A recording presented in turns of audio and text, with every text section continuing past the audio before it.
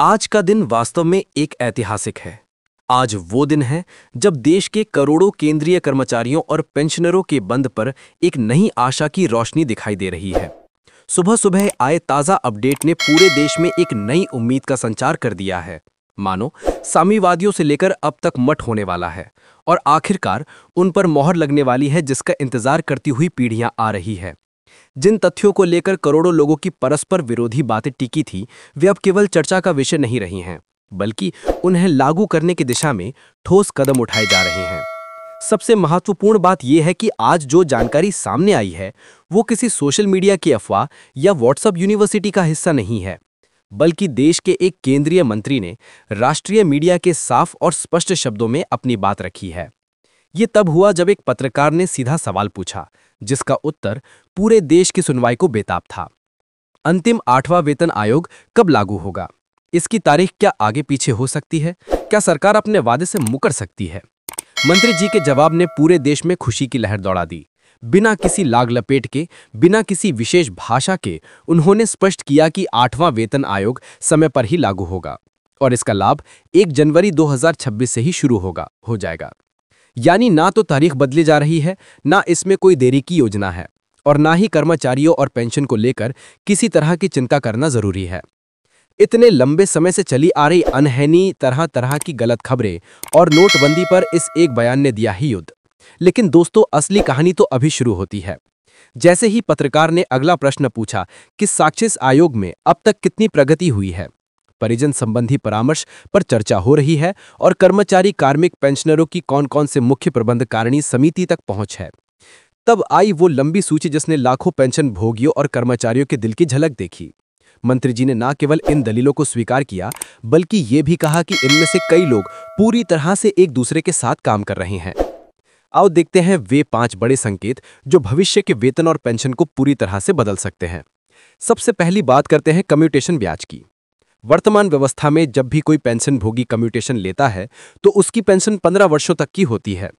इस 15 साल में कई बुजुर्गों के लिए कोई भी आर्थिक बोझ कम नहीं हुआ, क्योंकि उम्र बढ़ने के साथ साथ खर्चे बढ़ रहे हैं और पेंशन का एक बड़ा हिस्सा भाग पहले से ही काटा जाता है।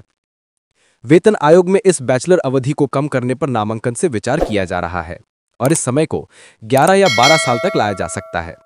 सोचिए, 3 से 4 साल तक पेंशन पर यह अतिरिक्त भार हटना जिनके परिवार के लिए सीधा राहत का कारण बनता है। दूसरी मांग सीधे तौर पर दिल से जुड़ी हुई है। ये है पेंशन को टैक्स मुक्त करने की मांग। वर्षों से यह प्रश्न पूछा जा रहा है कि जब स्मारकों और स्मारकों की पेंशन पर कोई टैक्स नहीं लगता है, तो फिर उसी देश की सेवा करने वाले एक सामान्य कर्मचारी को अपने बुजुर्ग वर्ग में पेंशन पर टैक्स क्यों देना पड़ता है? इस मंत्री बार जी ने स्पष्ट रूप से स्वीकार किया कि इस विषय पर काफी संख्या में आवेदन और निर्देश सरकार तक पहुंच गए हैं और समिति इस मामले पर बहुत ही नामांकन से विचार कर रही है। पहली बार किसी केंद्रीय मंत्री ने अपने खुले मंच पर कई सकारात्मक संकेत दिए हैं, जिससे यह आशा और दृढ़ संकल्प हुआ है कि आने वाले समय में पेंशन को टैक्स मुक्त करने की दिशा में एक फैसला लिया जा सकता है। तीसरा प्लाट जो सीधे तौर पर बुजुर्ग पेंशनरों के स्वास्थ्य और सुरक्षा को नुकसान पहुंचाता है, वो है फिक्स्ड मेडिकल अलाउंस यानी फॉक्स। अधिकांश पेंशनरों को मेडिकल अलाउंस के आसपास केवल 1000 रुपये का मूल्य दिया गया है। इस दौर में जहां मार्वल की एक साधारण स्ट्रिप भी कई 100 रुपये से शुरू होकर ऊपर जाती है, जहां टेस्ट के नाम पर हजारों रुपए खर्च हो जाते हैं और निजी निजीकरण की फीस पेंशन से कहीं अधिक होती है, वहां ये राशि एक प्रकार से केवल एक ही प्रकार की होती है।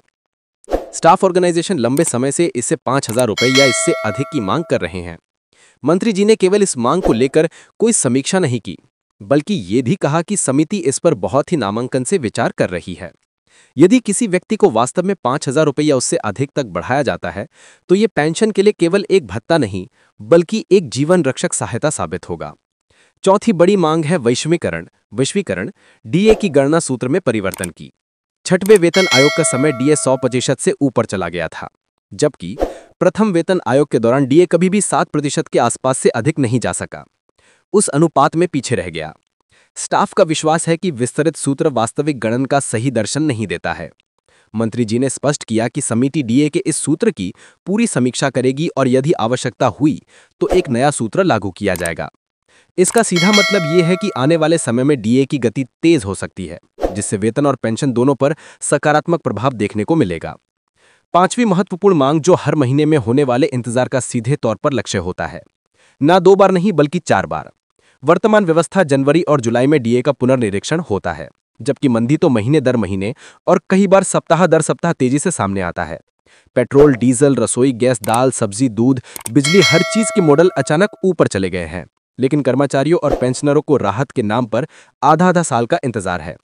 यही कारण है कि कलाकारों ने मांग रखी है कि दा हर 3 महीने में एक बार स्केला जाए, यानी साल में 4 बार इसका पुनरीक्षण हो। इस पर भी मंत्री जी की प्रतिक्रिया सकारात्मक रही और उन्होंने स्पष्ट किया कि समिति इस पर विचार कर रही है।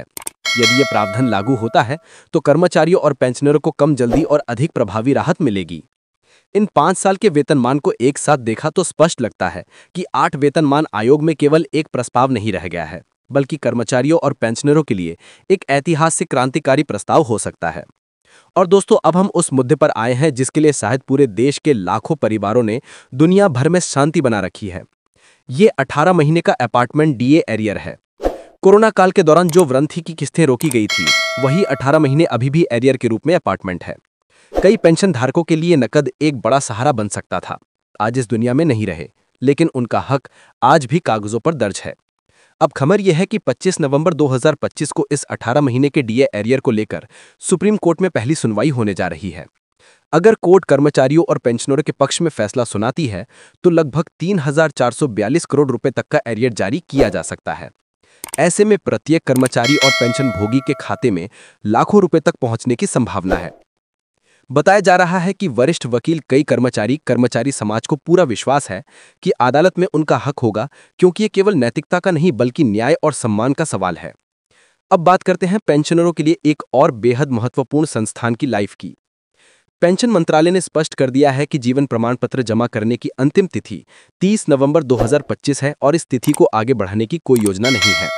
जो पेंशनर समय सीमा जमा नहीं करेंगे, उनकी पेंशन रोकी जा सकती है। यही कारण है कि मंत्रालय बार बार समय पर जीवन प्रमाण पत्र जमा की अपील कर रहा है। लेकिन इसके साथ ही एक और अत्यंत महत्वपूर्ण चेतावनी भी जारी की गई है। कोई भी पेंशनर अपना ओटीपी किसी के साथ साझा ना करें। साइबर ठग स्वयं को बैंक अधिकारी, मंत्रालय के कर्मचारी या सरकारी एजेंसी के प्रतिनिधि का समान कॉल करते हैं और लाइसेंस आवंटन करने या पेंशनर आवेदन के नाम पर ओटीपी मांगते हैं। जैसे ही बुजुर्ग लोग विश्वास करके ओटीपी बताते हैं, कुछ ही पलों में उनके बैंक खाते खाली हो जाते हैं। इस सतर्क संदेश, किसी अज्ञात कॉल पर विश्वास ना करें, किसी लिंक पर बिना सोचे समझे क्लिक करें और किसी भी स्थिति में किसी को ना बताएं। पेंशन की सुरक्षा से अधिक महत्वपूर्ण है पेंशन की मेहनत की कमाई की सुरक्षा। दोस्तों, जब इन सभी बातों को एक साथ देखा, मियामी वेतन आयोग वेतन का स्पष्ट रोड कम्यूटेशन, अवकाश के बीच में भारी वृद्धि, आशा डीए के सूत्र की समीक्षा, डीए को वर्ष में 4 बार जाने की मांग, सकारात्मक रुकना, 18 महीने के डीए एरियर पर सुप्रीम कोर्ट की मंजूरी और लाइसेंस पर प्रतिबंध लेकिन आवश्यक दिशा निर्देश, तो पूरा परिदृश्य ये कहता है कि एक बड़े पैमाने पर वेतन और पेंशन के लिए एक बड़े पैमाने पर वेतन और पेंशन का दौर जारी है। ये भी पहली बार हो रहा है कि सरकार की ओर से संबंधित मंत्री खुले और सीधे साधे अंदाज में इन साजिशों पर अपनी बात रख रहे हैं। पहले ही अक्सर ऐसा देखा जाता था कि वेतन आयोगों के बीच में कर्मचारियों की आवाज में दबकर रह जाती थी। पेंशन वर्ग की चिंताएं समान शक्ति से सामने नहीं आई थी और कई लोगों के पास सिर्फ अधिकार और धारण तक ही सीमित रह गया था। लेकिन इस बार तस्वीरें बदली हुई दिखाई दे रही हैं। पेंशनर पहले से अधिक जुड़े हुए हैं, कर्मचारी संगठन सक्रिय हैं और सबसे महत्वपूर्ण बात यह है कि सरकार भी इस पूरी प्रक्रिया को और अधिक सीमित करने के तरीके से आगे अब की मजबूती दिखाई दे रही है। इसी के बीच एक बड़ी वस्तु चर्चा में फिटमेंट फैक्टर है। स्वच्छता आरोग्य में फिटमेंट अनुपात कितना रखा गया है, इस पर अभी अंतिम निर्णय करने की समिति गठन होना है। लेकिन वित्तीय विशेषज्ञों का अनुमान है कि पिछले वेतन आयोगों की तुलना में इस बार फिटमेंट फैक्टर में अधिक वृद्धि देखने को मिल सकती है।